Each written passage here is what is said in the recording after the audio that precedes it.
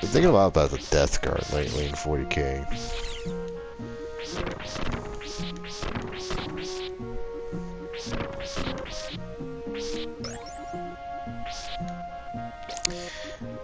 I've always kind of always dug them as a Chaos Marine faction. But there's some kind of allure with 10th and how weak they were generally. Like, gave me some goddamn bat. Gave me some underdog vibes. And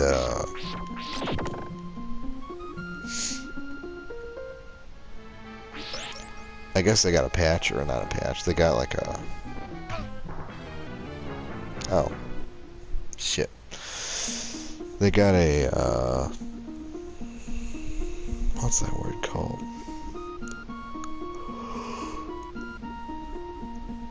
Not a nerf, a buff, I guess. They got a buff to their point costs and shit. And then they redid the core strategy where you can now pick what your containment field does.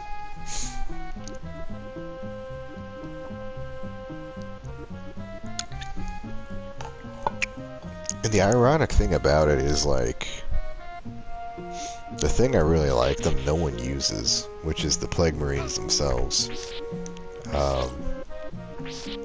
Like, it seems like to me, fuck these bats.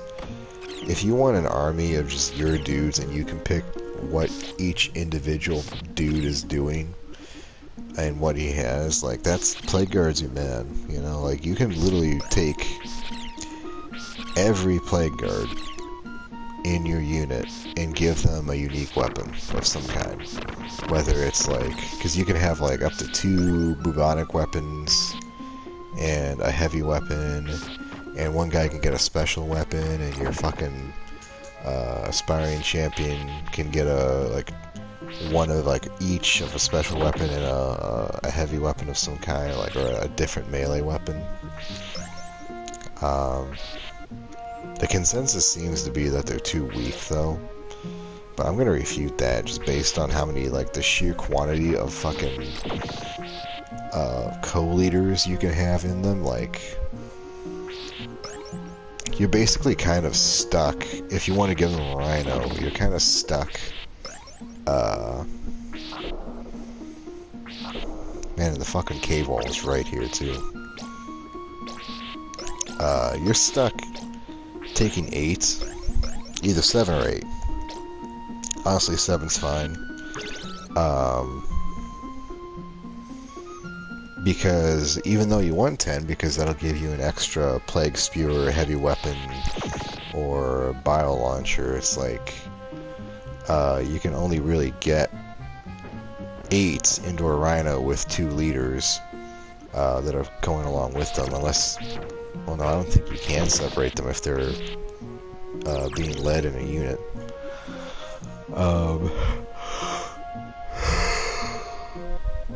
So it's either that or a Land Raider, I guess, but fuck, man. By that point, you almost don't need the fucking Plague Marines if you got a Land Raider coming with you.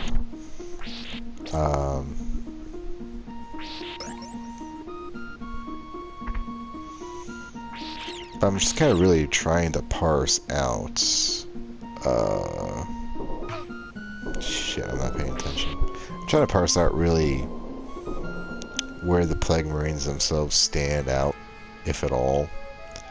And it seems like it's either close combat or very close ranged combat, like 12 inches and under. Because what I came up with is you can have your choice of 3 dudes. You can have your Tallyman, who will give you a +1 on the hit roll, which is nice. You can have your Chaos Lord, your Nurgle Chaos Lord, which will allow you to reroll 1s on hits, which is also good. And then you've got your, I think it's the Purifier,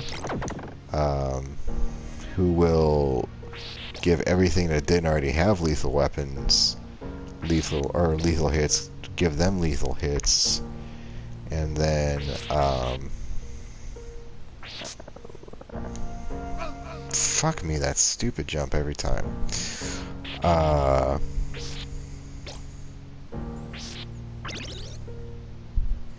It'll make lethal hits occur on a 5-up instead of a 6. Fuck. Which is really good. So you could potentially, like, if you have 10 Marines with bolt guns, you swap 2 of them out for bio launchers because they're just a direct upgrade. They have 2 attacks, lethal hits, same range, strength 6, and then -1 AP and 2 damage, which is really good.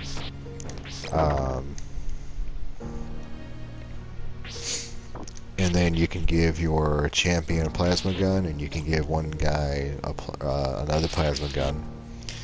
And that's to strength 8.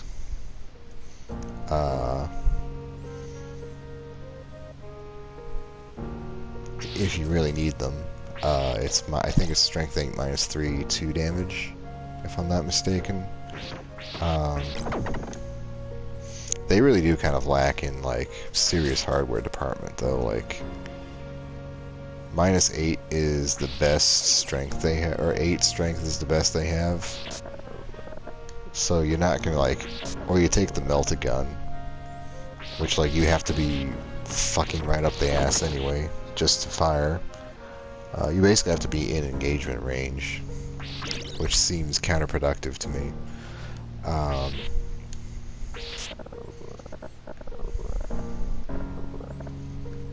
Let me make this jump here.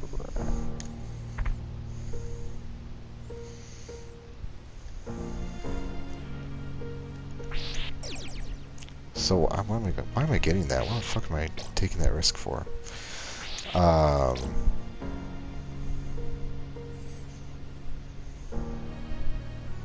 Actually, need to concentrate for a second here, not just ramble on.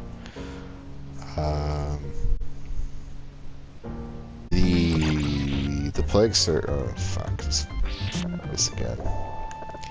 Hold on. What the fuck, Simon? Why did we suddenly stretch it to 8 feet? Yeah, anyways, like I was saying, most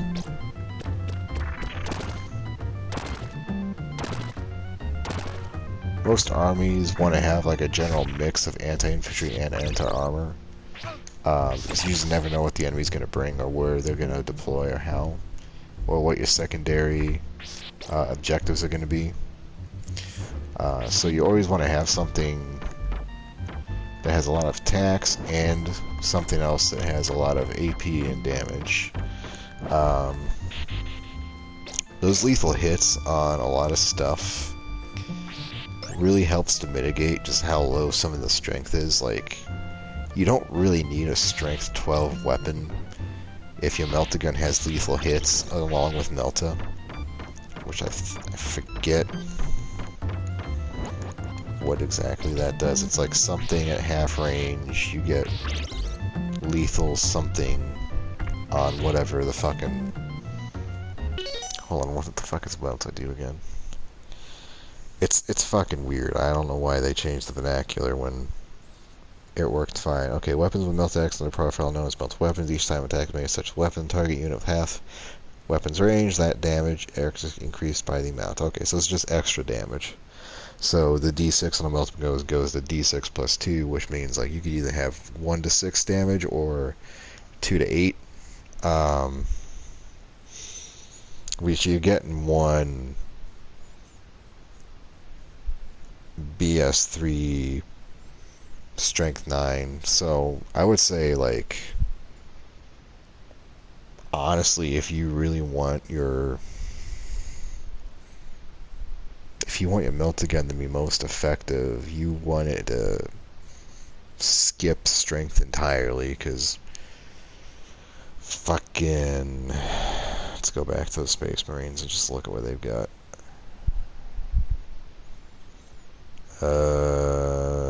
Armor. So ballisticness is 10. So that would be a 4 up, or is it a 5 up? God, I wish I could remember any of these rules.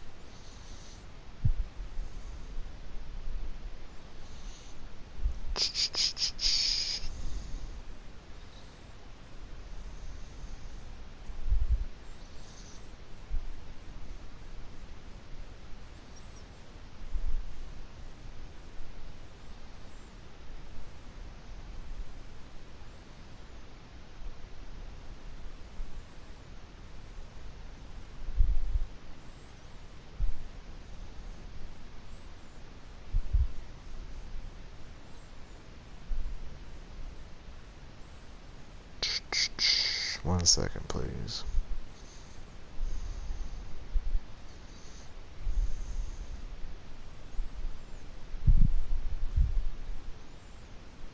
Kind of having a hard time even remembering what I was trying to look up again. Was I looking up lethal hits? No, I was looking up the toughness.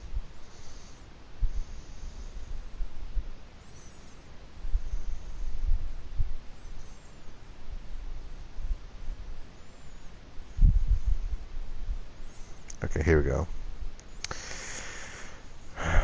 Strength is less and toughness is 5 up. So even just with like a thing that has 10 toughness, that that would be a 5 up if you didn't have a lethal hit. So like I think the best bet would be a Purifier. I want to say the Plague Lord. See, I just don't know.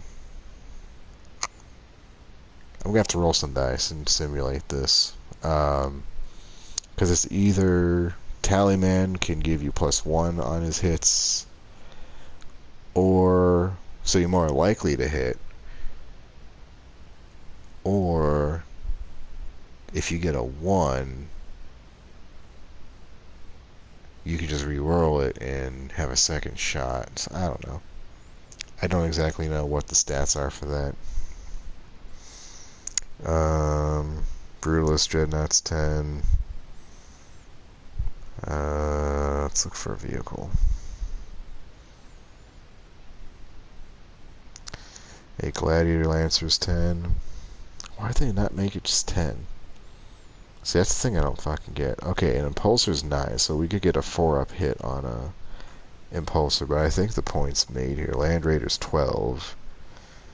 Yeah, good fucking luck with that. Land Speeders no longer exist, so we don't need to worry about them. Predator is 10. Okay, so, like, at best, you're gonna get a 4 or 5. Repulsor, 12? Are you kidding me? Why is a Repulsor so big? Why has it got the toughness of a Land Raider? What the fuck? A Rhino's 9. So if you're dealing like a Stalker's 11, what the fuck?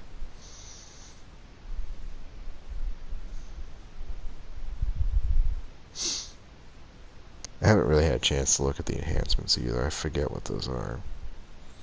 Let's go back and look at those really fast. Then I'll get back to playing, I promise. I'm just trying to keep myself awake right now.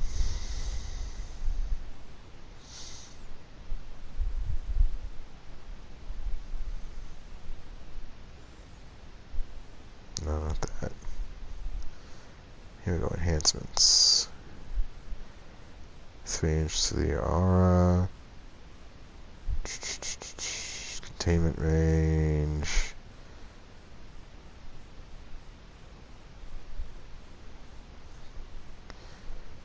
To add 1 to the strength and attack characteristics to the bearer's melee weapon. That doesn't really help the melt gun.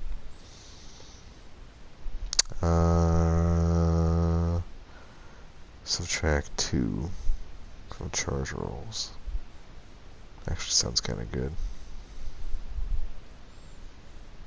Okay. Anyway, My point here being, you kind of want to like lean into the lethal hits anyway, because these guys just generally, fuck me, they generally lack any real high strength weapons that can actually punch through a lot of armor. And I don't even think they've got anything. Maybe the Hellbrute's got a last cannon that can, maybe has enough strength to get a 4-up or a 3-up. But that's pushing it. I'm gonna have to start this fucking level over again.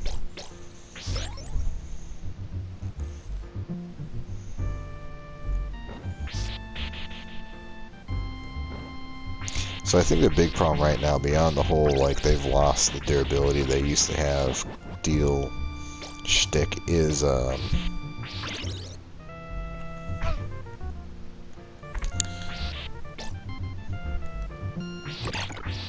they seem to work best. Oh god, stay away from me. You little shits.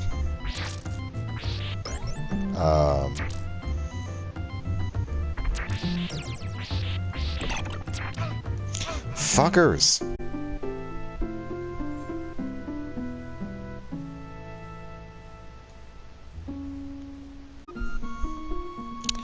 They seem to be oriented for melee, because they've got a whole bunch of options, and their options are pretty fucking good for melee. They've got bubonic weapons, which will look a lot like accursed weapons. They've got heavy weapons, which are heavy weapons.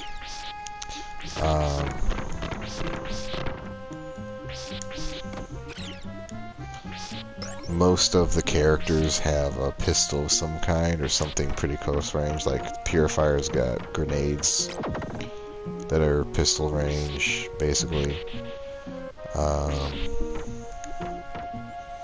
The Melt-A-Gun needs to be close range. The plasma guns, you take them with rapid fire within 12 inches. Which can be great if you decide to fucking just go full tilt in.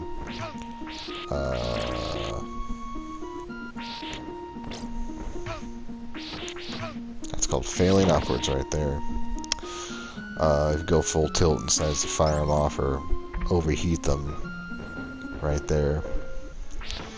I think the big problem is they lack mobility. One of the guys is really good about mobility, though. Allows you to re-roll advances and charge rolls. Which is basically what they need. You could slap them in a Rhino, but honestly I think a Land Raider is a little bit more accommodating, especially if you've got 2 leaders. I'm trying to think what else. That really seems to be the big beef. It's like, it's not that they are less durable, it's just like, you wouldn't expect anything to really make it to the points they have to go to actually do decent performances, you know? Like, they don't get missile launchers, they don't get a heavy weapons team with heavy bolters and las cannons and grenade launches and all that shit. They've got like 2 different flavors of a flamethrower. And that's really where they excel at. Really the name of the game, I think, is if you've got shit AP and you're not really expecting to like allocate a whole fuck ton of wounds from like one weapon system, it might just be best to like have the 2 Plague Spewers and the Plague Belcher, where the fuck that thing is. Because at least then you have a chance to do 6... The potential's there, I say, for 6 lethal hits with each weapon.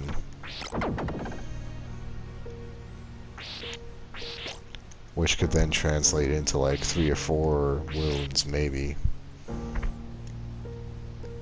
And I do say maybe. Like in general, I believe my personal philosophy right now is like the last cannon approach is probably best. Like sure, you're only getting one shot. As long as you have something that's allowing you to either reroll your hits or getting a bonus to your hit, as long as you're making that hit, your strength will be fine. And even if your strength sucks, if you've got lethal hits, you have like a 1 in 16 or even a 1 in like 28 chance. Not 1 in 16, a 16% chance, like a 22% chance to, I swear to God, that thing just went through me. To make a lethal hit, which skips the strength check. And you just go straight to wounds. So, I don't know, I'm gonna roll some dice tonight or tomorrow and kind of begin parsing this out. Oh my God, what the fuck is wrong with me?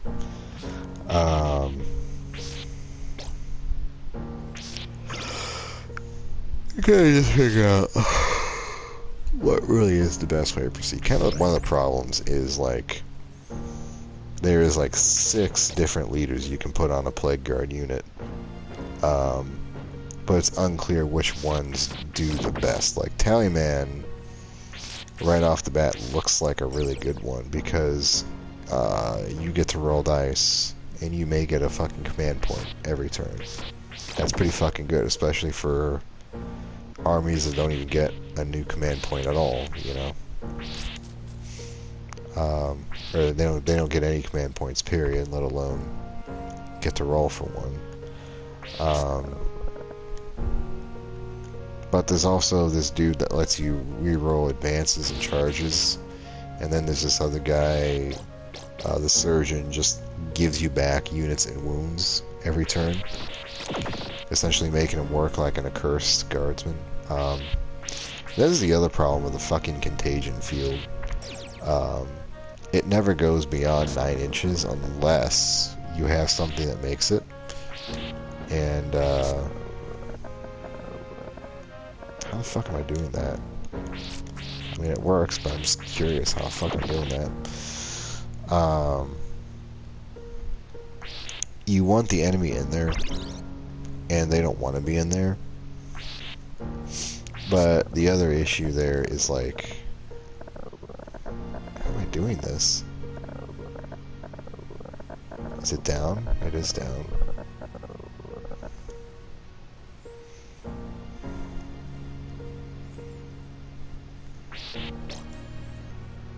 What was the point I was trying to make here with contagion fields? It seems to me like maybe the best bet would be to have like multiple units of 10 so that you can have like one guy is in charge of expanding out the contagion field for a turn, which would have the icon bearer. That's his job. Tallyman would obviously just be rolling dice every turn so you would get a command point back, so he would be in the back hiding behind something, so maybe he wouldn't be attached to a unit, but that +1's really nice. Oh, back in the base land of chaos. My home. This place looks pretty fucking comfy, I'm not gonna lie, I'd live here.